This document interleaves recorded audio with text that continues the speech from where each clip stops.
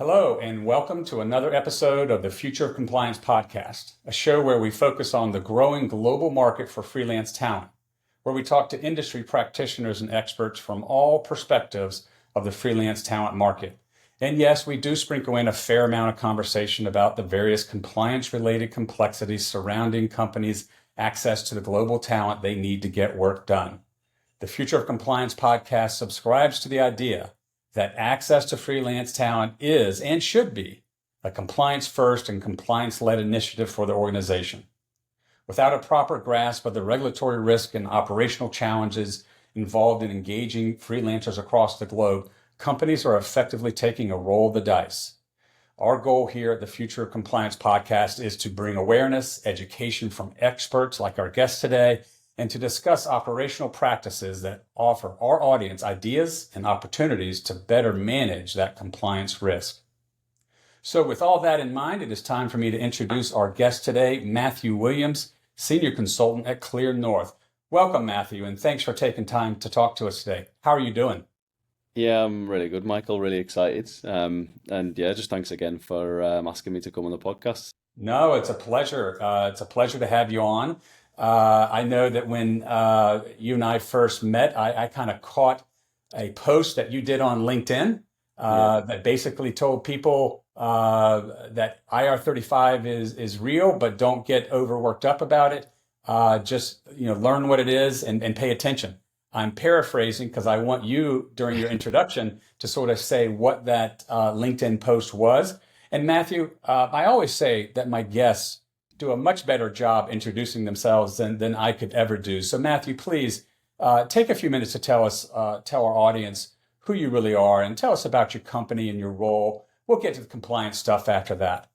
Yeah, no worries. So yeah, Matthew Williams, I'm 26 and I've been at Clearnorth for 3 years gone April. Clearnorth exclusively focus on quantity surveyors. And just quick context in case people don't know what quantity surveyor is, it's essentially a mixture between an accountant and a lawyer that focuses on construction projects, primarily in the UK, that deal with the contracts and costs and clients and subcontractors and all the essential finances and margins that a construction business can make. They're currently extremely in demand in the UK, and for the last 5 years, Clearnorth have focused on exclusively dealing with quantity surveyors. My role within the business has moved from supporting clients find full-time QSs to focuses on exclusively dealing with freelance quantity surveyors and just the whole contingent and short-term or long-term solutions that freelancers can provide. So it's very niche to focus on just freelancers within one particular market, but the demand is so high that unfortunately or fortunately it's worked really well for I suppose the business, but the industry just shows how much that they are sort of screaming out for QSs. Yeah, no, that's wonderful. Hey, and tell us about that LinkedIn post that I took notice of Yeah. and caused me to reach out to you. And tell me about the reaction that you've got, because I know that I wasn't the only one that took notice of it. Yeah, it was a really weird mix, to be honest. I mean, most of my connections on LinkedIn are obviously sort of one job title really. It's all commercial guys, and this one, I mean, obviously you're based in America, so it's had some reach to land me on this podcast. But the main premise was just to try and remind everyone, especially in the UK, that you can't be outside IR35 quote as an entity. Each engagement is individually assessed, and as much as you can feel like you're outside IR35 and you've got your own limited company and you're working with different clients, there's a lot more that goes into each individual engagement with a client. So I was sort of just wanting to remind people, just because you feel like you're outside IR35 and you've got a few things in place, that doesn't mean you can move from project to project without conducting an assessment. It's music to the ears of a compliance geek like myself to hear you as a practitioner in the role that you're in say something like that, because we preach it and try to educate and tell people that, even though we call them independent contractors, Hmm. it's the engagement itself that is classified as an independent contractor engagement. Very much like Yeah. in the UK under IR35, it's an outside IR35 engagement. Yes, the contractor for this particular engagement met the criteria, but importantly, so did the client side, or the assignment, or the Yeah. contractual terms that are in place also have to meet it. Matthew, that's a great segue into telling us about your role. Tell us what you do for Clearnorth, and give us some examples of how you do it. Okay. Um, as I mentioned, it's a mixture of every sector that could possibly um, well benefit from a QS. And it's all on the freelance basis. So a lot of the time it'll be a client has got some in final accounts, or they need some help on the pre-construction phase, or they need a specific set of expertise to help with a claim, for example, if a business has lost a lot of money, and a QS can jump into pretty much any phase of a project. So I've got a client base in which, if they see it would be more appropriate for a freelancer to come and deliver a set sort of list of deliverables and get a project to a more successful position, or pull it out of an unsuccessful position, I'll sort of engage with them, find out what the scope is, and then reach out to my network and basically help with the engagement from start to finish with the contractor in place. Um, More recently, we helped a tier two contractor. So, just for context, that's sort of just underneath the biggest contractors in the UK. They were struggling quite a lot. They were really open-minded, which was refreshing, because a lot of the time it's sort of shunned straight away to discuss IR35, and the misconceptions I come across is it's really quite restrictive for clients, and I think a lot of people have just got stuck in the ways of IR35. We can't go anywhere near it because we're not sure about it, so therefore we won't. So this contractor that I was dealing with, they needed someone for 2 months to help get a contract up to a position in which they could go to an on-site position, and then deliver it with the in-house team.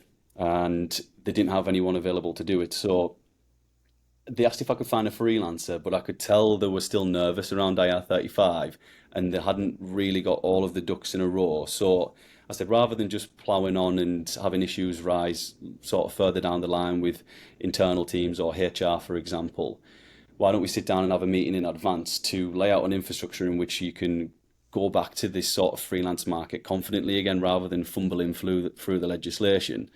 So myself and a third party contact that deals with IR35 specifically, and their commercial manager and their HR team, we all sat down as a group and basically just went through a full assessment to highlight any misconceptions, because, to be fair, they were really receptive. There was no sort of, oh, this is how we think it should be done. It was quite clear that they wanted to open up that, well, one, that market, and two, understand the legislation. So long story short, by the time we got to the end of it, both the contacts we'd sat down with openly admitted that the preconceptions that they had around the assessment were wrong, and they were much more confident to then engage with either myself or whoever else they want to on a freelance basis. But it just basically give them that confidence, because I often think the main thing with IR35 is just its confidence. And if people are unsure about anything, and if it comes to tax, then it's understandable, but they're not going to take any sort of leap or take any sort of step to sort of use that legislation in the way that it was designed.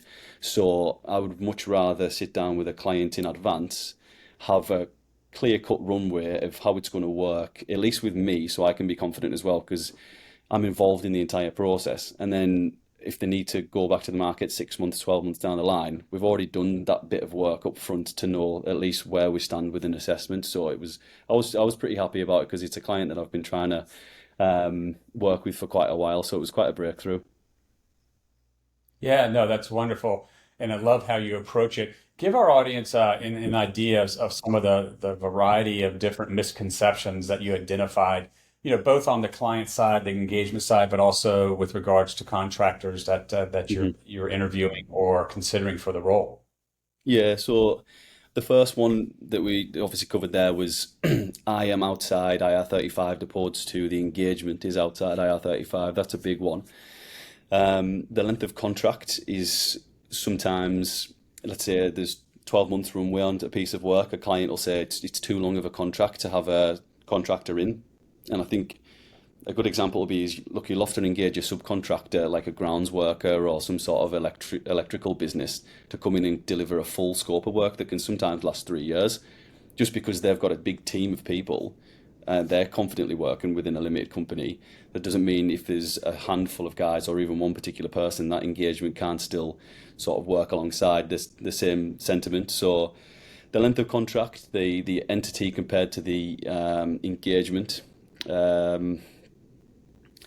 Sometimes if it's someone has several clients, a lot of the time they think that they're outside IR35 without doing an assessment. And a more recent one, and that was actually with the client that I've just discussed, they were thinking because they had people within the business that already had the same skill set, that they weren't allowed to engage with someone else that had a similar skill set. And that does come into play within the assessment, but with if it's simply a case to increase capacity to be able to deliver a project, and that that limited company is working completely separate to the internal workings of a business, they can still confidently do that. But they'd assumed that if they already have someone that can do X within the business, they can't have someone working outside IR35 doing X within the business as well. So they're just a couple. There's pretty much every question that we come across has fortunately, a misconception. That's why the assessment needs to be looked at as a complete overview. Each question is essentially a scale, pushing the scale further inside or outside. And there's three main elements to it that have a huge impact. But HMRC, and if you use a more advanced third-party tool, which we'll probably go into at some point, you get a much more confident assessment at the end of it, which if we look at any that are borderline, then we'll just either look at what we can change to make sure that we're confident or just leave it there, basically. So, there's a whole host with the questions, but there's some of the main ones.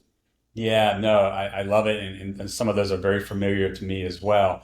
I'll start with the very first one. You know, the contractor, the worker claiming that no, they're confidently tell you that they're outside. Tell me about how do you navigate that conversation? How do you communicate the need for you to do your job and to sort of look at the compliance in a broader scope? And do you ever face any resistance from the workers when you want to probe a little bit further?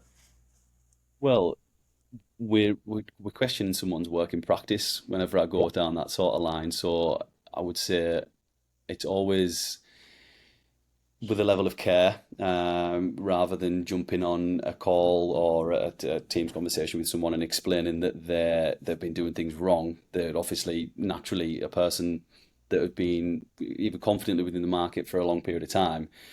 They could quite quickly get their back up and think, well, I don't want to hear this. And I would imagine if a lot of guys have been doing it wrong for an extended period of time, you very quickly wouldn't want to listen to it because it's been going so well. But it's never too late to stop doing the wrong thing in a lot of these situations. So I would mainly just start by just querying why they think that, what sort of tools have they used, and then just drop in a few little bits of information. And it's a case of, if I would rather work with someone that's open-minded enough to want to do something like that. So if there was someone that was really right for the contract, that was really brazen around not wanting to change the working practices, it's more of a risk for me to work with that person anyways. So I would probably just respectfully leave it there. But in this market, so far I haven't really had too much pushback. Most people seem relatively clued on with it. If not, we're normally getting. I'll work with one singular client at a time for each individual contract. Most of them are large enough in which it's down to the client to issue the IR35 assessment and do most of that sort of upfront work. So most of my battle is the other side, trying to open clients' minds up to it. Yeah, well, yeah. So that's a good transition. Talk to us about kind of the communication, the training, the awareness building that you have on the client side to, we use a term here at Bupty Compliance Services called IC Ready. is the organization IC or compliance ready? Yeah. Is the assignment or the contract IC or compliance ready? Do you have a communication with your clients in that regard?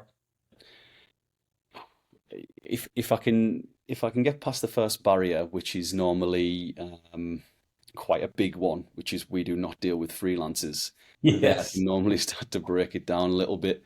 That normally comes through just explaining some of the key benefits and just trying to get them a bit more confident with IR35. But to break it down a lot of the time, I'll try and find out what sort of use case they could possibly have, or give examples of a use case. So a specific, as I said, a specific task that needs completed within the commercial team that you need support on, or someone could be going on maternity cover, and a contractor could engage that work and deliver it on that person's behalf while they're off.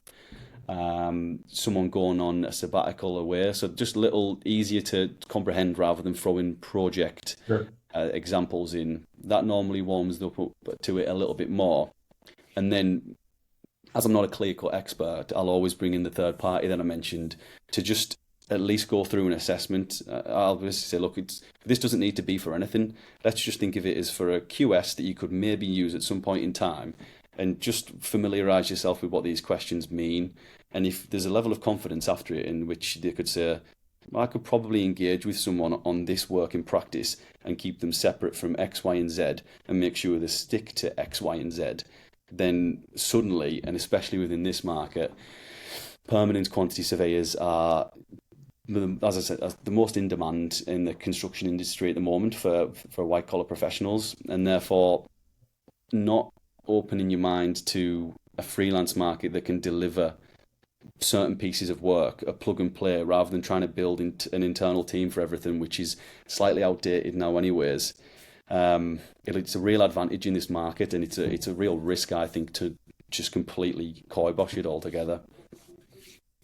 No, I agree. I love how you're kind of going through kind of the business case for restructuring it or remediating it to enable it to be a outside IR35 or an Yeah, IC compliant engagement, and you're looking at it from end to end. So I really admire you and thanks. applaud you for doing that. Cheers. You've mentioned the third party a couple times. Talk to me about how you work with them and what you find, what you learn by working with them.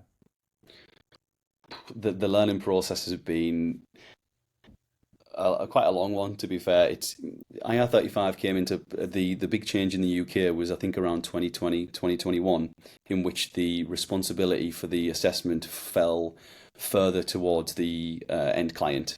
And at that time, I was working in a place where there was a lot of guys contracting and had been confidently contracting for sort of an extended period of time. And by that, they'd all done the assessments themselves, and there was a lot more leniency and a lot more vagueness around IR35 in general.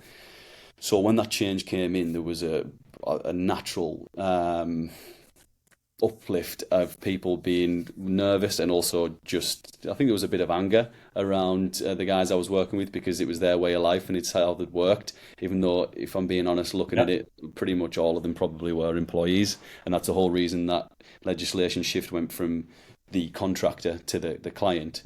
So Yeah. just for a bit of context, that's why I've had to, at the time, I didn't think I would ever even, I just heard it being through around the office, and it was only a different job. So I was just thinking, oh, I'm never going to need to learn about this legislation. It's got nothing to do with me.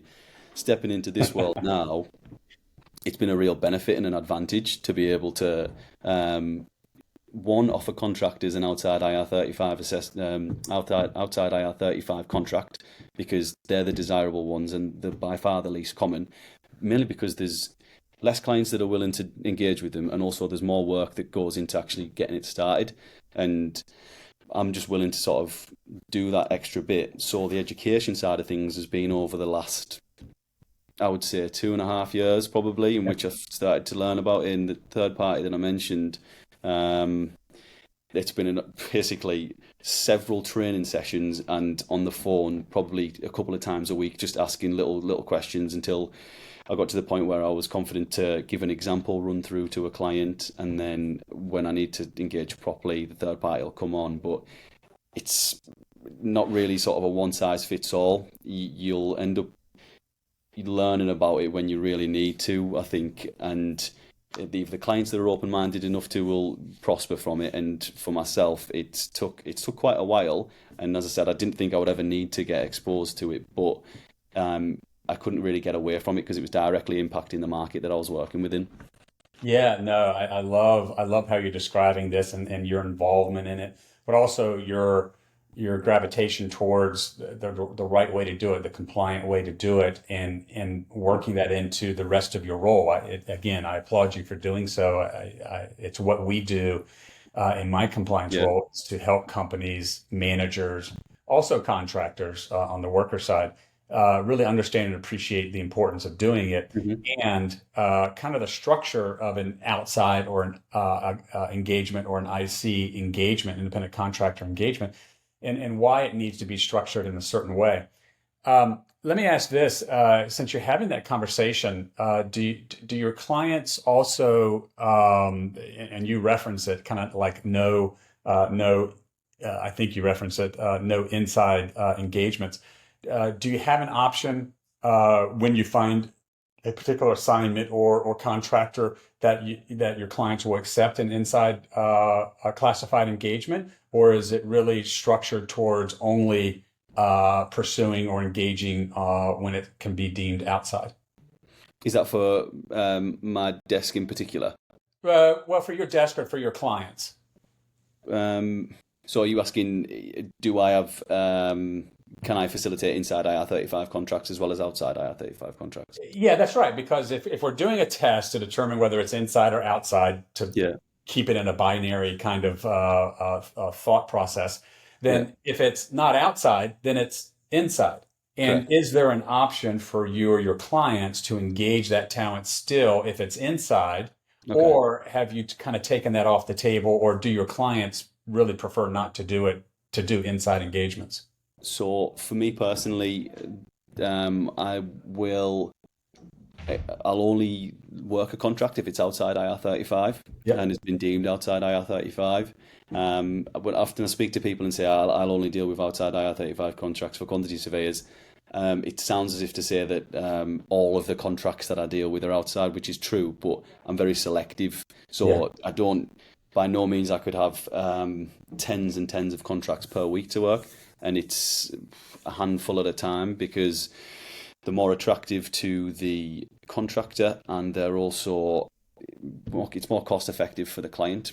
If Yeah. it was going to be an inside IR35 engagement, which I still to this day haven't worked, Yeah. um, the client would generally be putting an extra 20 to 25% on top of the day rate.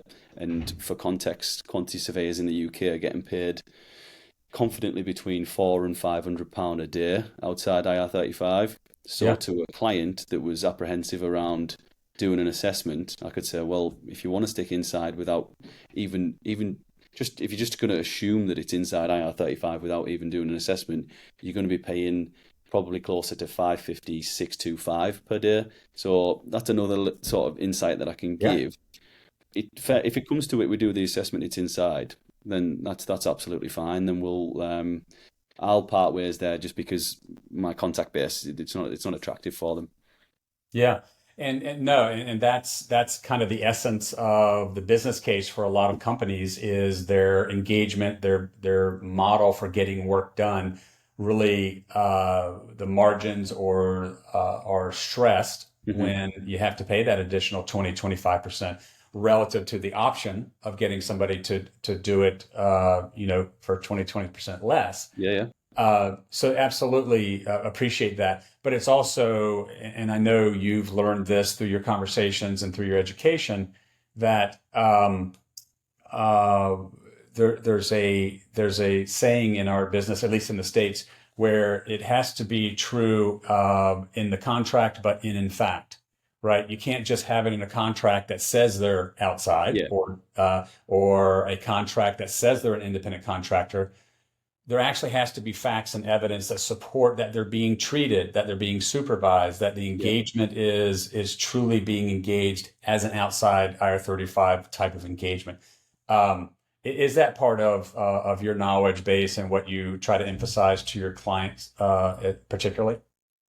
Yeah, so it doesn't actually fall on my desk as a responsibility, Yeah. but for good practice and confidence, being that I've got a sort of a roster of guys that are all contracting outside IR35, I would much rather be confident they are still outside IR35. Um, what I'll do is any scope creep within the project. So it's a case of dealing with engaging with the client and the contractor on a. I mean, I keep up with the contractors on a monthly basis, as well as the clients. See how everything's going in general, but a lot of the time I'll be checking, are you still working on the same project? Have you been asked to work on anything outside of the project? Are you managing any employees too much? Is there a bit too much of an engagement with training anyone with inside? Have you been drafted onto any sort of additional training or appraisals or invited to any parties outside of work, whether it's something that's not directly related to the scope or even sitting in on meetings that are away from what you were originally drafted in to do? That's the sort of thing that I'll encourage the guys to just either flag up so we can redraft a contract so it suits, or just well use the IR35 rights to say I can't work on anything outside of the scope that I was drafted in for. Yeah, and how cooperative do you find the workers are when you kind of make that inquiry or that check-in? Hmm. Do you find that they share knowledgeably and willingly if they feel like something isn't right, according to kind of what you're instructing them about IR35? It's a bit of a mix. I think some of the guys think that it's just one of them sort of boring calls that I'm sort of having to do, but um, I must admit quite a strong percentage of my current contract contacts that are currently working within a contract are they've come from permanent to freelance. So I've had a lot of success in converting guys that want to make a move into the freelance market and basically helping them get set up, supporting and facilitating the whole thing. The main reasons why it's quite beneficial, I think, to clients, me and the contractor is because you're going to get someone that's probably more keen to prove themselves within that market and also more open-minded to hear about how you should set up properly. And there's no sort of this is how we've always done it mentality.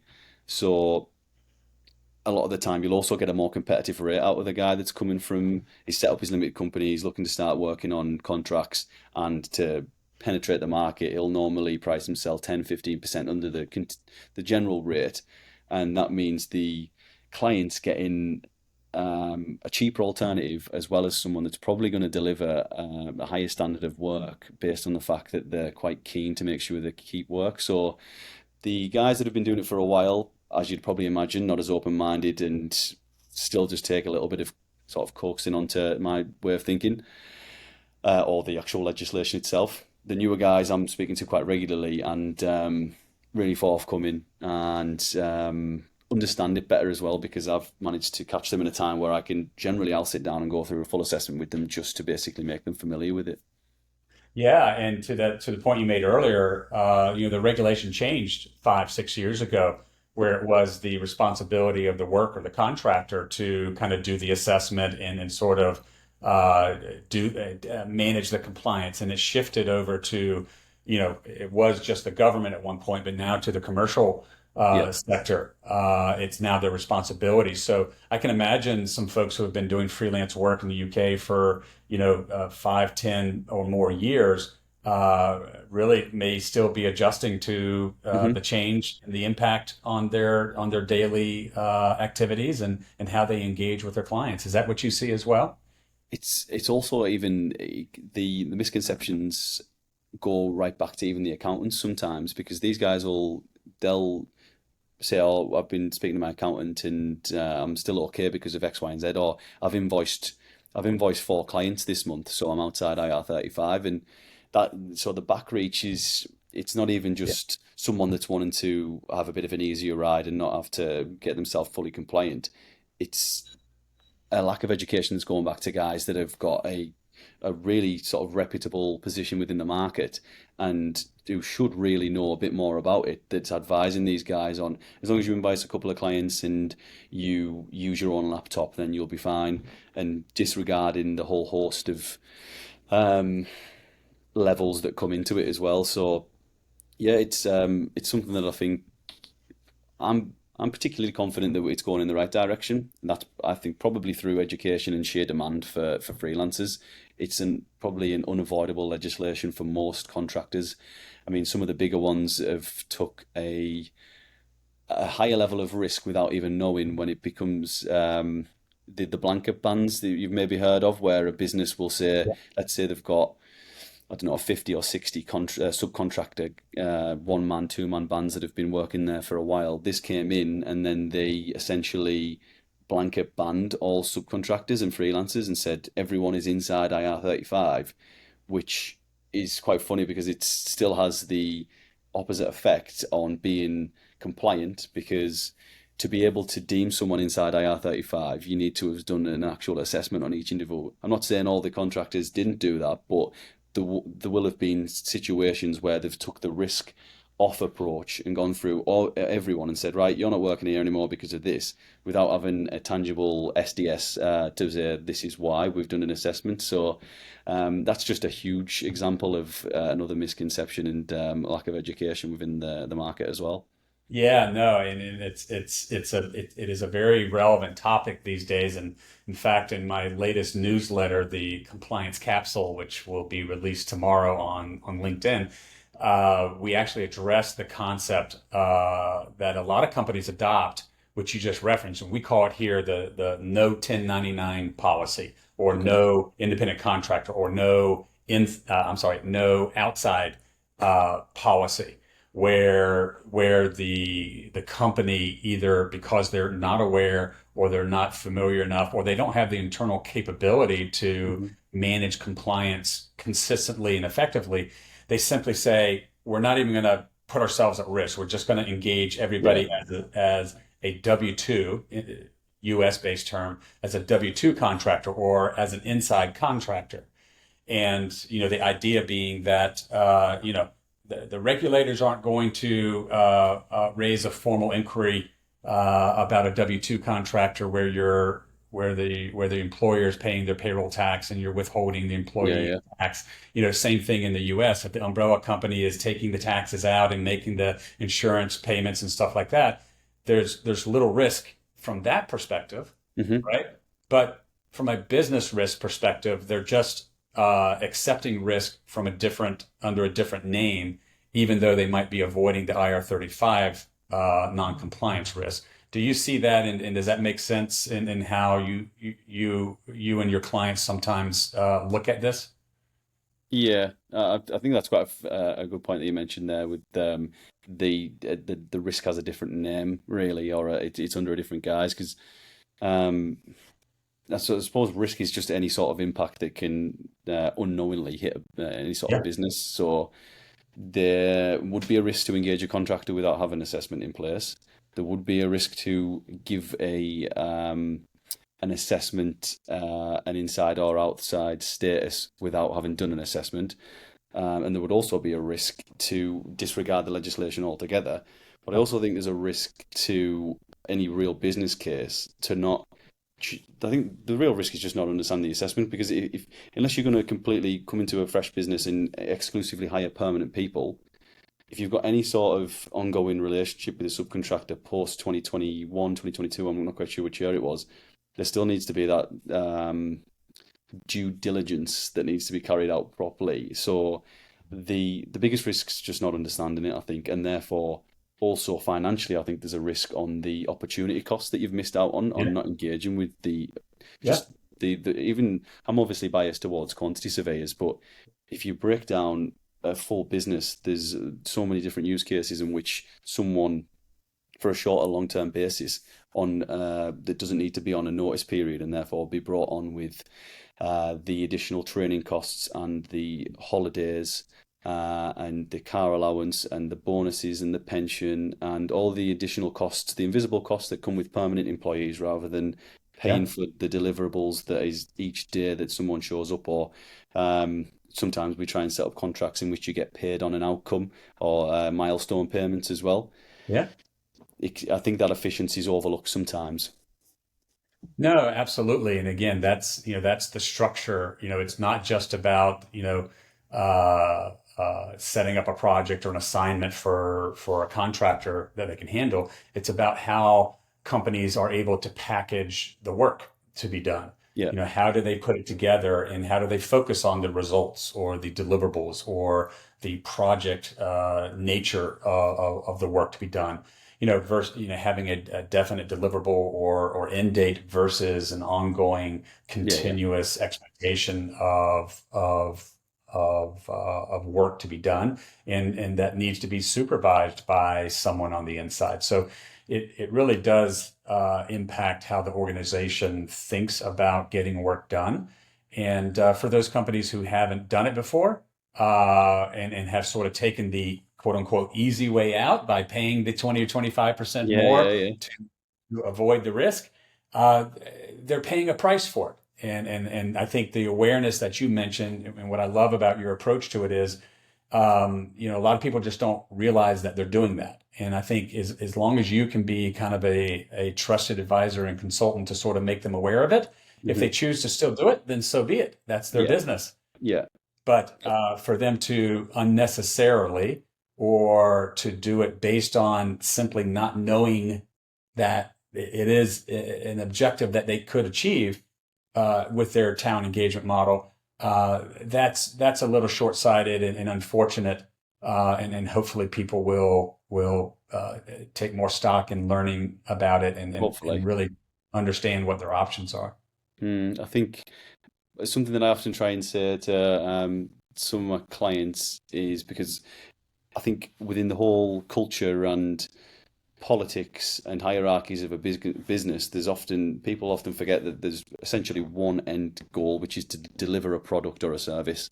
And when I'm speaking to people within a business who say, "Oh, we can't do this, we can't do that," I'll often say to it, if there's a client that's particularly abrasive towards IR35, I'd say, well, at what point does your end goal of delivering a project and the costs that are coming into not having this sort of resource in your business, at what point does that become less important than changing your mind or opening your mind up to doing an assessment? Because sometimes there's that much of a button of heads over it. I just think, well, this is a serious multi-million pound project we're talking about, and you're screaming out for commercial resource. And there's guys here that can step in and support if you engage with them properly. And you're that adamant to not look at an assessment that you'd rather just battle on and keep struggling, losing money, losing staff, overworking current employees, and not getting that contingent support in. So, um, yeah, it's a slow process, but client by client, I'm hoping to even once again, even if it's not for commercial resource that I deal with, I think it would just help the UK's industry a lot more if there was a bit more Yeah. flexibility and understanding, really, because there's a lot of work to be done in the UK, but there's a lot of tightness around change. We're obviously a really sort of older nation and nowhere near as flexible when it comes to just because there's been so many legislations put in over time that people can't really feel Yeah. like they can flex much. So yeah, I feel like it would help across the board, really. Yeah, no, absolutely. But that takes time, as you say. It's not something that's going to happen overnight. And I think the response or the reaction to the new regulations in the UK over the past several years Mm. has been a testament to that. It has. It's Struggle been with change. as slow as expected, I think. Yeah, exactly. But it also makes the work that you do and that I do even that much more valuable because we kind of know kind of what the regulation expects, and we're just trying to educate and build awareness and help our clients because we do the same thing at Bupty, help our Hmm. clients make the best decision for their business.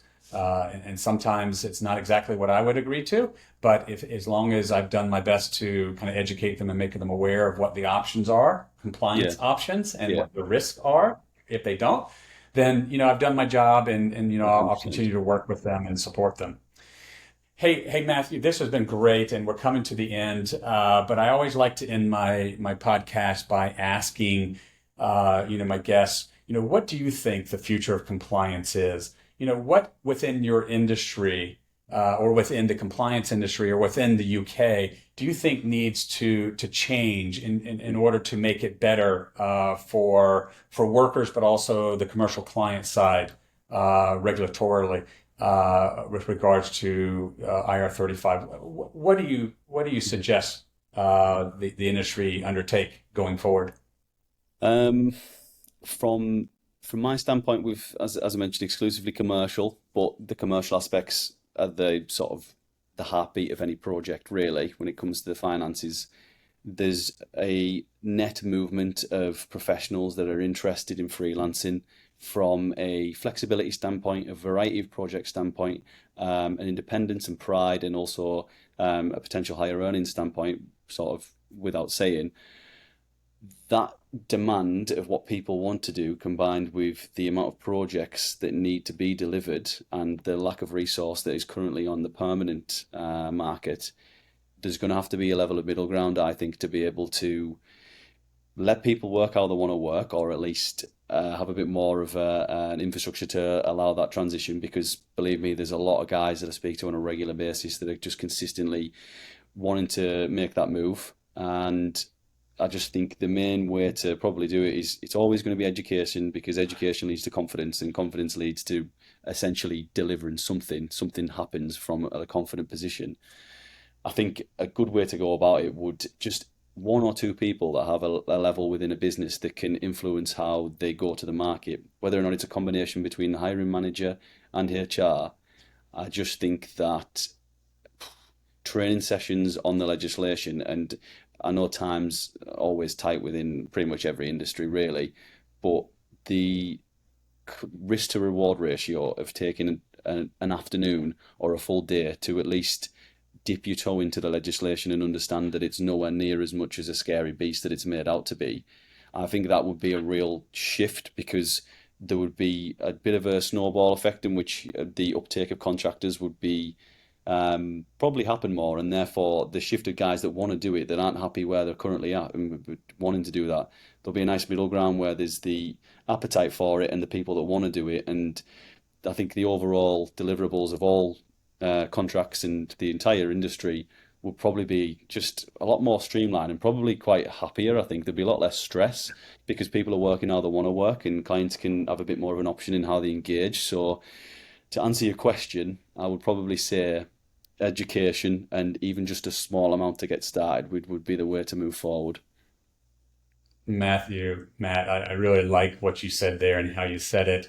And I couldn't agree more. I really think that those clients, those organizations who understand the compliance and the risks surrounding freelancer engagements really do themselves a service by structuring the work and structuring Hmm. their compensation, their contracts, and doing the compliance to safely engage freelancers as outside or as independent contractors.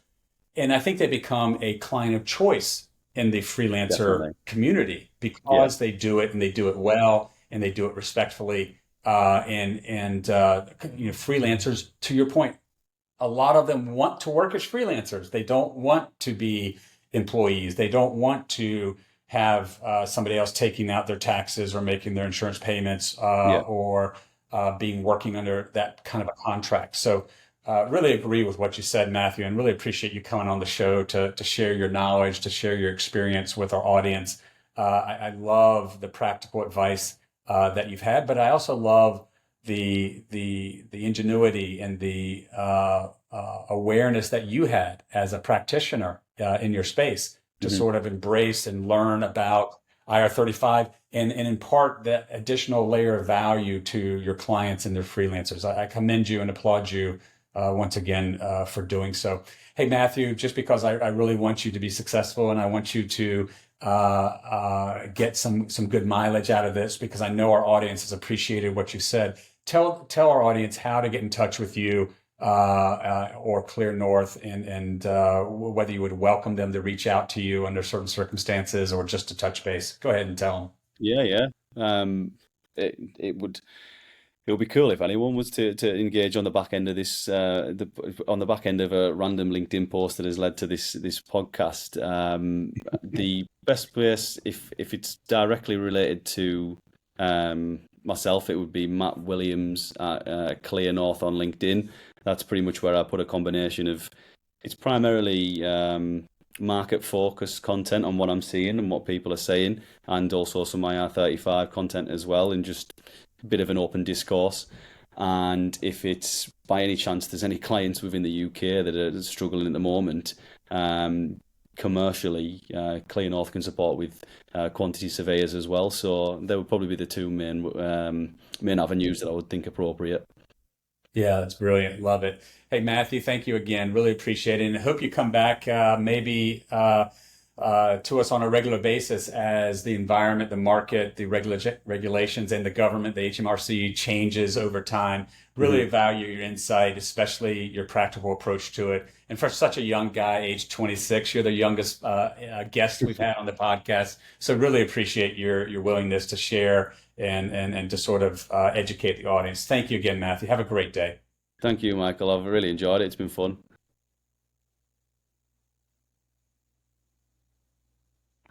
Okay. And